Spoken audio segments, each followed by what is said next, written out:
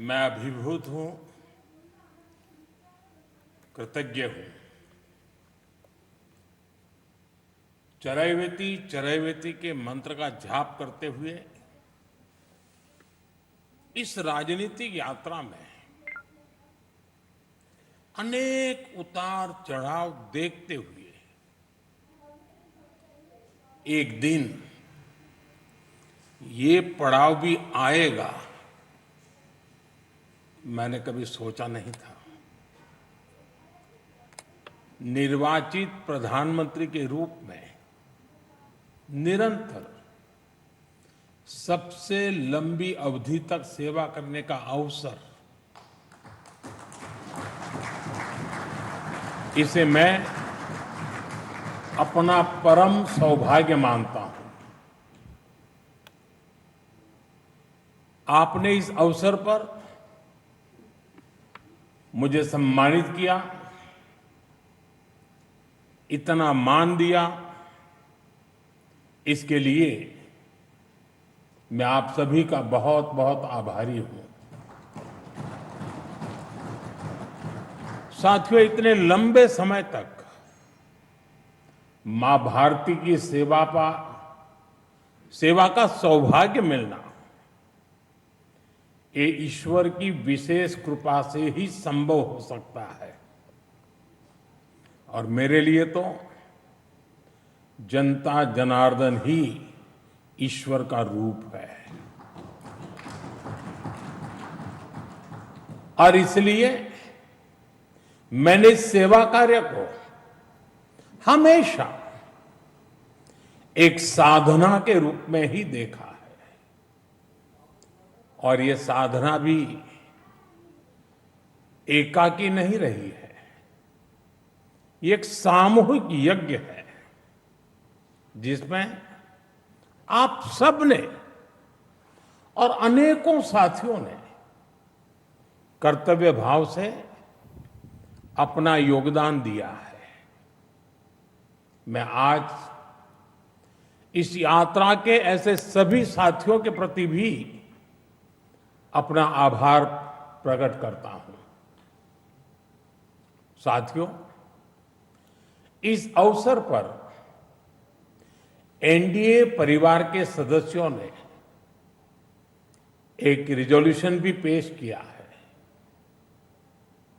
ये आप सबकी आत्मीयता और उदारता है, क्योंकि मैं इस यात्रा को अपनी व्यक्तिगत उपलब्धि नहीं मानता हूं। ये हर दृष्टिकोण से हम सबकी सामूहिक उपलब्धि है। ये एनडीए के हर घटक दल की एक समान उपलब्धि है।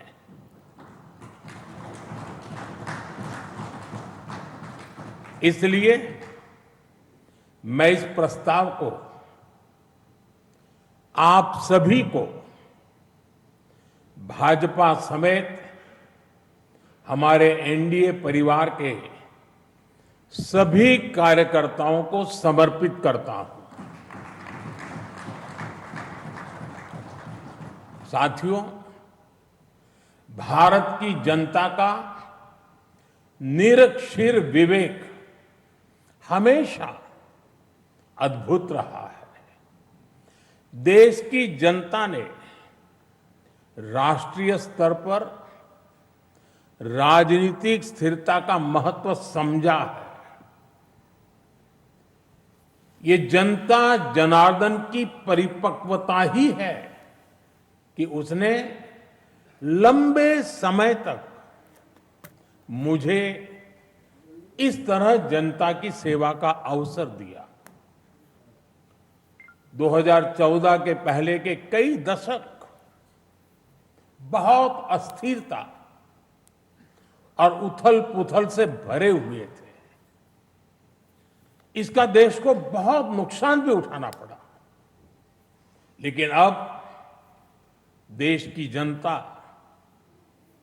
एक स्थिर सरकार का काम भी देख रही है और उसकी निर्णायक क्षमताओं की प्रशंसक भी है। मैं आज देश की महान जनता को भी नमन करता हूं। जनता जनार्दन का आभार व्यक्त करता हूं। साथियों, साल 2014 में जब एनडीए की जीत हुई थी, तब मैंने कहा था कि आज देश के सामान्य मानवी में एक नई आशा का उदय हुआ है। इस आशा का, इस उम्मीद का संरक्षण हम सभी का बहुत बड़ा दायित्व था। देश के लोगों ने कांग्रेस के विश्वासघात के बाद अपना भरोसा हमें सौंपा था। मुझे आज संतोष है, गर्व है कि एनडीए परिवार के तौर पर हमने देश के विश्वास को हमेशा और मजबूत किया है।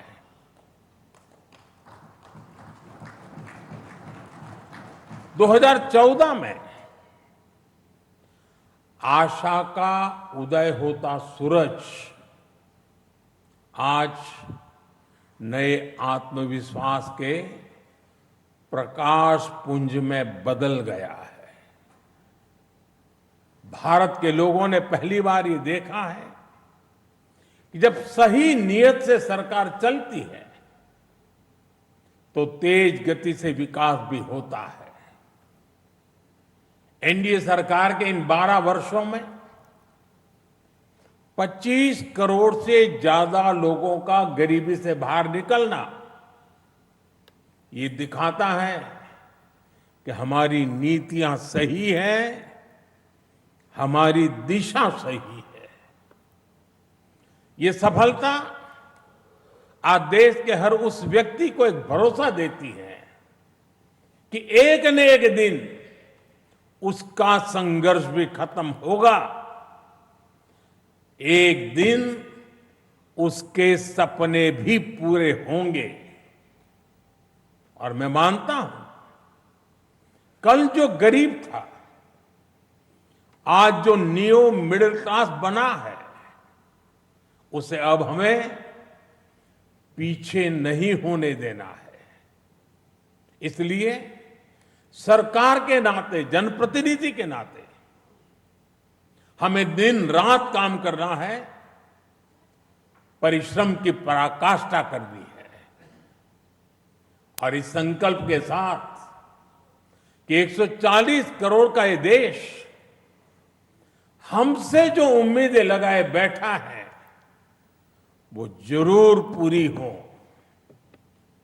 भारत का युवा, भारत की नारी शक्ति, भारत का मध्यम वर्ग, भारत के किसान, सबकी आकांक्षाएं, उनकी एस्पिरेशंस हमें पूरी करनी है। आज देश का हर नागरिक विकसित भारत के सपने से भरा हुआ है। विकसित भारत का सपना अब किसी एक व्यक्ति का नहीं रहा, किसी सरकार का नहीं रहा, किसी दल का नहीं रहा। देश के जन जन का सपना बन चुका है, संकल्प बन चुका है। और इस सपने की पूर्ति के लिए हमें अपना हर पल समर्पित करना है। साथियों, एनडीए के 12 वर्षों की एक बड़ी सफलता यह भी है कि देश कांग्रेस के कुचक्र से आजाद हुआ है। कांग्रेस ने देश को लाचारगी, बेचारगी और हीन भावना के गर्त में गिरा दिया था। देश को यही एहसास कराया जाता था कि भारत में विकास धीरे धीरे ही होता है, भारत में तेज विकास संभव ही नहीं है। और बड़ी ही चतुराई से इस धीमी विकास को एक नाम दिया था, हिंदू ग्रोथ रेट, यानी कार्यशैली कांग्रेस की, दायित्व कांग्रेस का, विफलता कांग्रेस की, लेकिन कलंक देश की बड़ी हिंदू आबादी के नाम लगाया गया, जबकि असल में इस कुसंस्कृति का नाम होना चाहिए था कांग्रेस ग्रोथ रेट। इस कांग्रेस ग्रोथ रेट में ना गवर्नेंस थी, ना नीति, ना नियत और ना ही निर्णय। साथियों, आज पहली बार अटल जी के नेतृत्व में एनडीए सरकार आई, तब जाकर हमें एक झलक दिखी कि विकास में गति कैसे आती है। लेकिन दुर्भाग्य से 2004 में देश फिर से अस्थिरता के बवंडर में और कांग्रेस के शिकंजे में फंस गया। विकास तो दूर की बात है, देश को कांग्रेस ने एक के बाद एक हजारों करोड़ रुपए के घोटालों में घसीट दिया। साथियों, देश का भाग्य फिर तब बदला जब 2014 में एनडीए की सरकार बनी।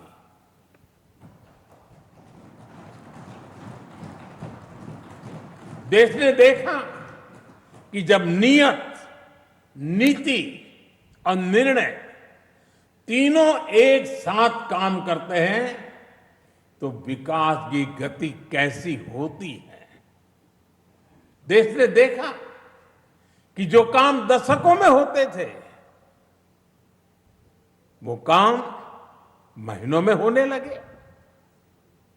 2014 में 74 एयरपोर्ट से 2026 में 160 से अधिक एयरपोर्ट तक, 2014 में 1000 किलोमीटर एक्सप्रेसवे से 2026 में 6700 किलोमीटर एक्सप्रेसवे तक, 2014 में सिर्फ 5 शहरों में मेट्रो से 2026 में 20 से ज्यादा शहरों में मेट्रो तक, 2014 में 700 करोड़ रुपए डिफेंस एक्सपोर्ट से 2026 में 23,000 करोड़ रुपए के डिफेंस एक्सपोर्ट तक।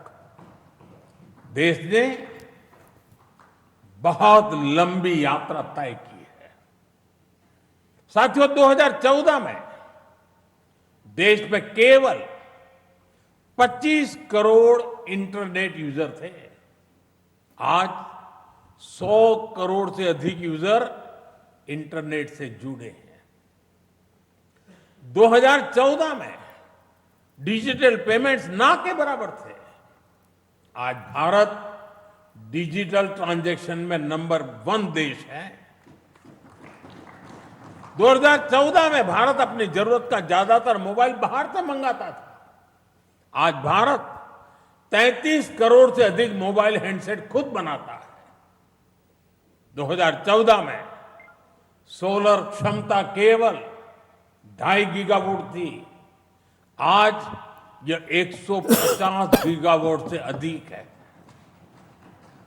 2014 में एथेनॉल ब्लेंडिंग केवल 1.5% था। आज यह 20% तक पहुंच चुकी है। 2014 में देश की एक भी सेमीकंडक्टर यूनिट नहीं थी। आज देश में बन रही 10 से ज्यादा सेमीकंडक्टर यूनिट्स भारत को आधुनिकता की तरफ ले जा रही है।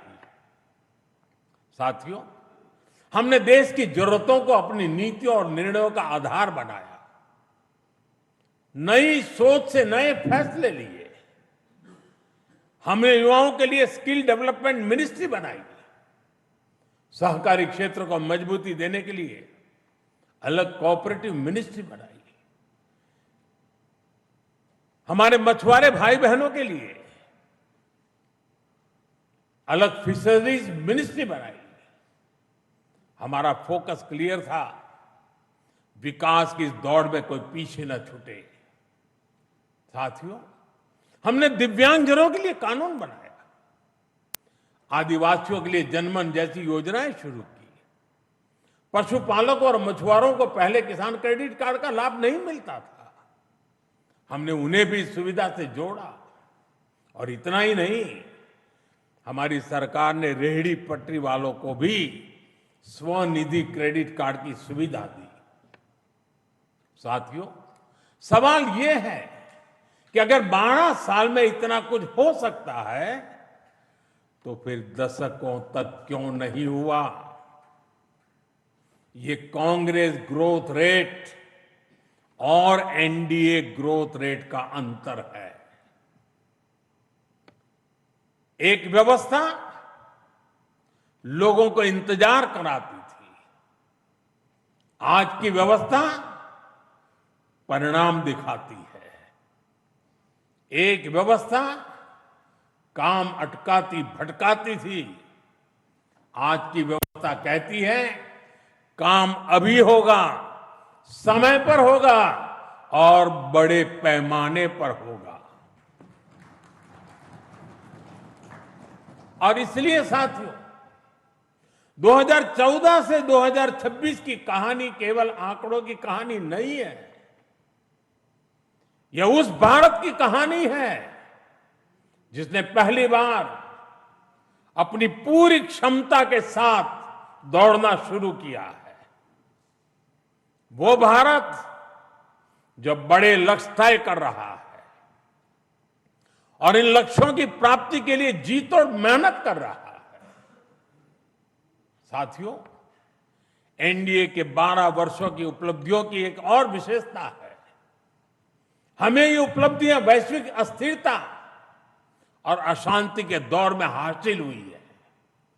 एक स्थिर सरकार होने का लाभ क्या होता है, ये बार बार इस दौर ने साबित किया है।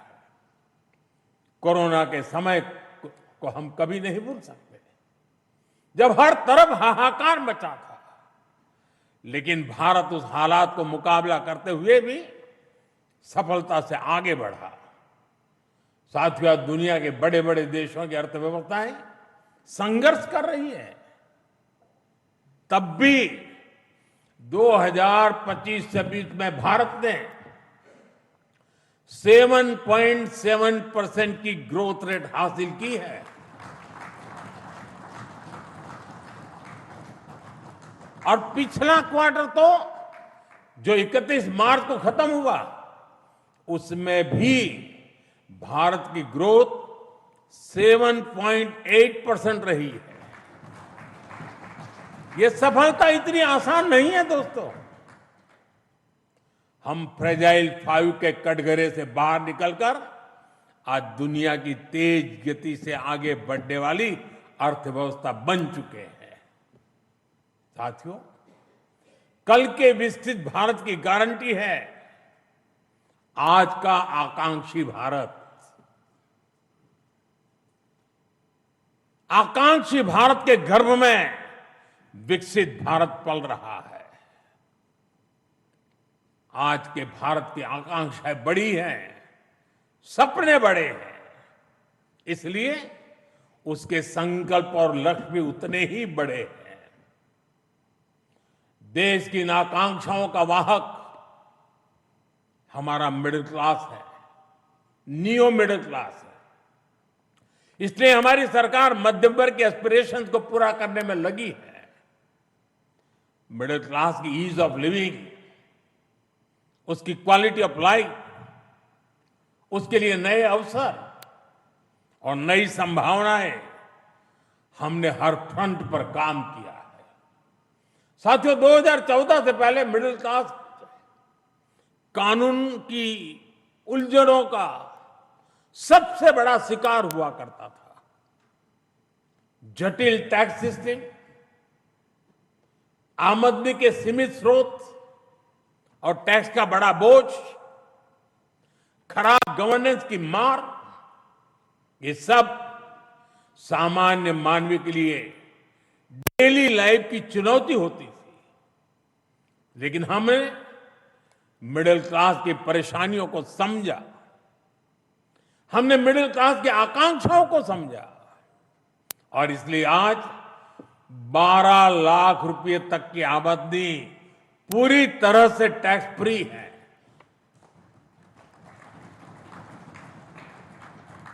आज देश में सरल और फेसलेस टैक्स सिस्टम है।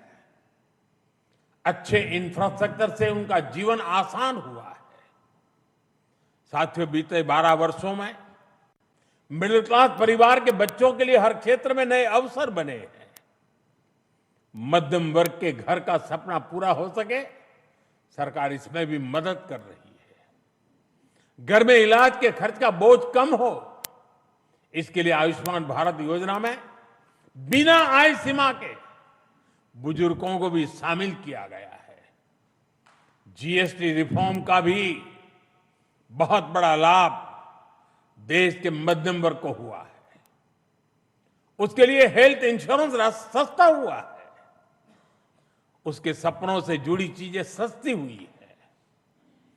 इन प्रयासों का परिणाम है कि आज देश का मिडिल क्लास अनिश्चितताओं से मुक्त हो रहा है। वो भरपूर आत्मविश्वास के साथ देश की विकास यात्रा को गति दे रहा है। साथियों, हमारे लिए दल से हमेशा अगर बड़ा कुछ है तो हमारा देश है।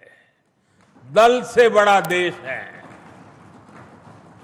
और जब नेशन फर्स्ट, देश प्रथम की भावना से काम होता है तो कोई भी निर्णय कठिन नहीं होता।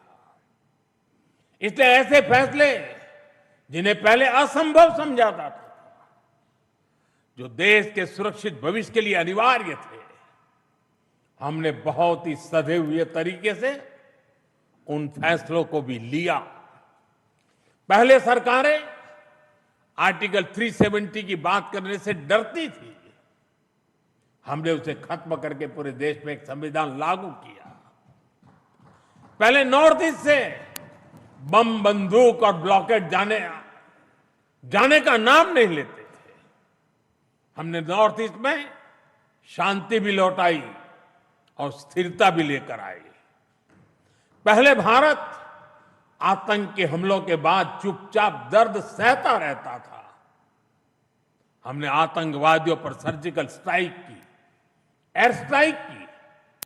ऑपरेशन सिंदूर में दुनिया ने भारत का सामर्थ्य देखा।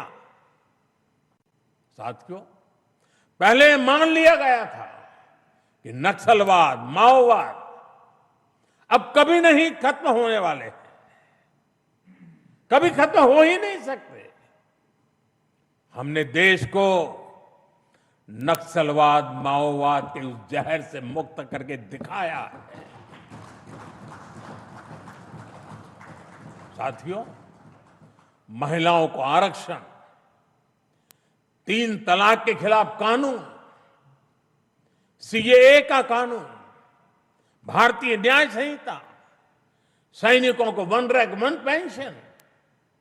एनडीए सरकार राष्ट्रहित में कोई भी काम करने से पीछे नहीं रही और हम सभी को इस बात पर गर्व है।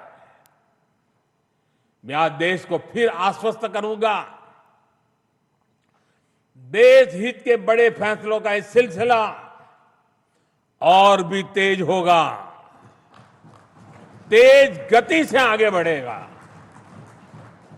साथियों, बीते 12 वर्षों में देश ने जो कुछ हासिल किया वो दुनिया देख रही है, लेकिन अब हमें अपनी दृष्टि आगे की ओर रखनी है।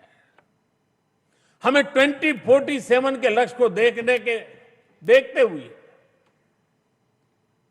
उस लक्ष्य को पूरा करने के लिए अपनी स्पीड को और बढ़ानी होगी। हमारा बेंचमार्क अब यह होना चाहिए कि बीते 12 वर्षों में जो स्पीड और स्केल हमारी रही है, उसको हम और अधिक बड़ा और व्यापक कैसे बना सके। आज ग्लोबल ग्रोथ में भारत की हिस्सेदारी लगातार बढ़ रही है। इसलिए भारत को अब ग्लोबल पैरामीटर्स ग्लोबल कंपटीशन और ग्लोबल पर्सपेक्टिव देखना है। दुनिया भारत से सॉल्यूशन चाहती है। दुनिया भारत में वैश्विक सप्लाई चेन का एक भरोसेमंद पार्टनर देख रही है और हमें दुनिया की इन अपेक्षाओं पर खरा उतरकर दिखाना है। हमें यह समय गंवाना नहीं है और मैं बार बार कहता हूं, यही समय है, सही समय है। सच में फ्यूचरिस्टिक टेक्नोलॉजी में खुद को श्रेष्ठ रखना है। हमें सिर्फ दुनिया जैसा नहीं करना, हमें दुनिया से एक कदम आगे रहना है। अब जैसे एनर्जी सिक्योरिटी है, बीते 12 वर्षों में हमने ऊर्जा में आत्मनिर्भरता के लिए अभूतपूर्व काम किया। मैंने लाल किले से समुद्र मंथन अभियान की घोषणा की थी। ये बहुत ही महत्वाकांक्षी मिशन है। बीते दिनों में ऑयल एंड गैस के एक्सप्लोरेशन को लेकर काफी पॉजिटिव खबरें आ रही हैं। यानी आने वाला समय अनेक संभावनाओं से भरा हुआ है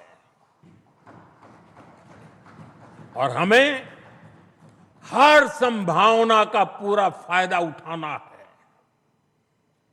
साथियों, अब हमें 500 गीगावाट रिन्यूएबल एनर्जी के टारगेट को जल्द से जल्द पूरा करना है। सोलर एनर्जी को लेकर तो काम तेजी से चल रहा है, लेकिन अब हमें न्यूक्लियर एनर्जी के लक्ष्यों को भी तेजी से हासिल करना है। अभी हमने दुनिया को दिखाया है कि Bharat fast breeder reactor technology में कितना आगे पहुंच गया है। ये टेक्नोलॉजी हमें न्यूक्लियर एनर्जी में आत्मनिर्भरता की तरफ ले जाएगी।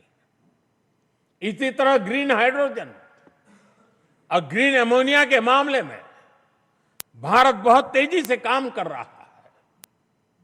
आने वाले समय में ये टेक्नोलॉजी भारत को ग्लोबल ग्रीन एनर्जी मैप में सबसे प्रमुख बना पाएगी और ये नाम बनना पक्का है। साथियों, आज बड़े एक्सपर्ट्स भी का भी अनुभव है कि जिन देशों ने मैन्युफैक्चरिंग के पूरे इकोसिस्टम पर 80-90 के दशक में काम किया, उन्हें उसका फायदा इस सदी में मिलना शुरू हुआ। भारत ने 10-12 वर्ष पहले जिस इकोसिस्टम पर काम करना शुरू किया, उसका लाभ अब देश को मिलना शुरू हो गया। 2014, 15, 16 के कालखंड में जो बात नींव डाली गई, उसके फल अब दिखाई देने लगे हैं। भारत तेजी से दुनिया का मैन्युफैक्चरिंग पावर हाउस बनने की ओर आगे बढ़ रहा है। साथियों, energy, minerals, chip, battery storage, space, drone, data centers, quantum computing, artificial intelligence, ऐसे हर सेक्टर, हर टेक्नोलॉजी एक दूसरे से जुड़ी हुई है। ये एक दूसरे की पूरक है। भारत इनके लिए विदेशों पर निर्भर नहीं रह सकता, क्योंकि ये भारत की आर्थिक और स्ट्रेटेजिक हर प्रकार की सिक्योरिटी से जुड़े विषय है। और तभी भारत सेमीकंडक्टर इकोसिस्टम पर इतना फोकस कर रहा है, तभी क्रिटिकल मिनरल्स को लेकर मिशन बोर्ड पर काम चल रहा है। साथियों, शिपिंग सेक्टर में भारत आत्मनिर्भरता के नए लक्ष्यों के साथ आगे बढ़ रहा है। हम एक ऐसे फ्यूचर की तरफ बढ़ रहे हैं जहां हम मेड इन इंडिया शिप पर ट्रेड करेंगे और कंटेनर भी मेड इन इंडिया होंगे। शिप मेंटेनेंस और रिपेयर से लेकर स्क्रैपिंग तक की सर्विसेज भी भारत देगा। यही विजन हमारे एविएशन सेक्टर के लिए है। आज हम made in India transport aircraft बना रहे हैं। वो दिन दूर नहीं जब Bharat made in India civil aircraft भी बनाएगा।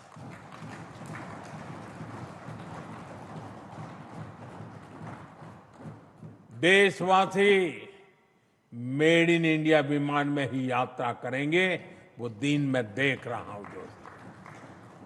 साथियों, ये सदी टेक्नोलॉजी की है, डेटा की है। आज विश्व के सबसे बड़े और आधुनिक डेटा सेंटर्स भारत में बन रहे हैं। यही भारत की ग्लोबल सप्लाई और वैल्यू चेन का मजबूत पिलर बनाएगी।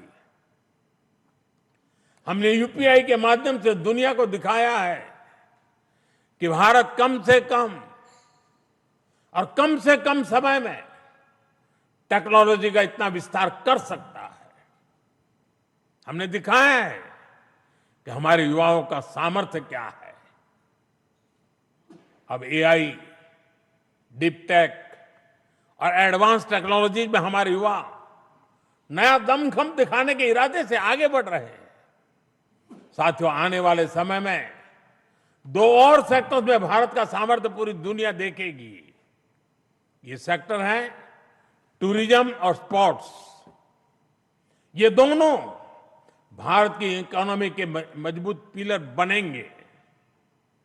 विशेष रूप से कॉन्फ्रेंस, एग्जीबिशन और कॉन्सर्ट के मामले में भारत एक ग्लोबल डेस्टिनेशन बनने के लिए अब पूरी तरह सज रहा है।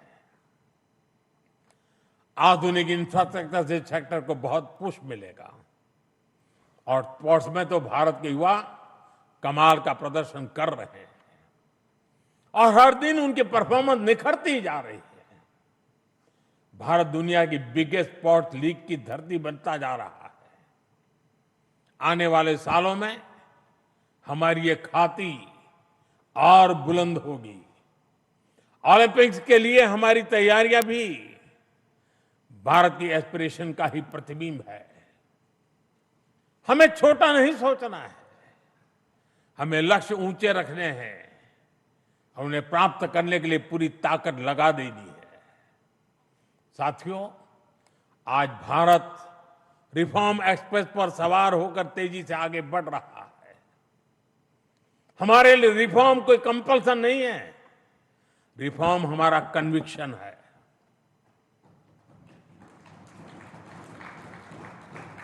और देश भी निरंतर रिफॉर्म्स को सपोर्ट कर रहा है।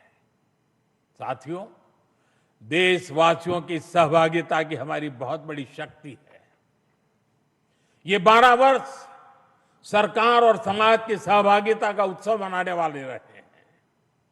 बीते 12 वर्षों में मैंने जो भी सहयोग देश से मांगा, देशवासियों ने दिल खोल करके साथ दिया है। मैंने स्वच्छता का आग्रह किया तो पूरा देश निकल पड़ा। मैंने देश से डिजिटल पेमेंट अपनाने के लिए आह्वान किया तो भारत रियल टाइम ट्रांजैक्शन में दुनिया में सबसे आगे निकल गया। मैंने कोरोना महामारी के दौरान एकजुटता का, संयम का आग्रह किया तो देश ने एकजुट होकर उस महामारी का सामना किया। जनता ने कभी हमें निराश नहीं किया। साथियों, आने वाले समय में भी इसी जन विश्वास और जन भागीदारी के साथ हमें आगे बढ़ना है। सबका साथ, सबका विकास, सबका विश्वास और सबका प्रयास, ये हमारा मंत्र रहा है। सबका प्रयास ही विकसित भारत के निर्माण की असली ऊर्जा है। हमें हर राज्य, हर शहर, हर गांव को जोड़ना है। अब समय आ गया है कि राज्यों के बीच नई प्रकार की तंदुरुस्त स्पर्धा, स्वस्थ स्पर्धा हो। स्पर्धा इस बात की हो कि कौन सा राज्य सबसे तेजी से $1 ट्रिलियन इकोनॉमी बनता है। स्पर्धा इस बात की हो कि कौन सा शहर इनोवेशन का सबसे बड़ा केंद्र बनता है। स्पर्धा इस बात की हो कि कौन सा क्षेत्र रोजगार सृजन में सबसे आगे निकलता है। भारत की प्रगति राज्यों की ऐसी प्रगति से ही होने वाली है। आइए अगले दशक को उपलब्धियों के साथ साथ श्रेष्ठता का भी दशक बनाएं।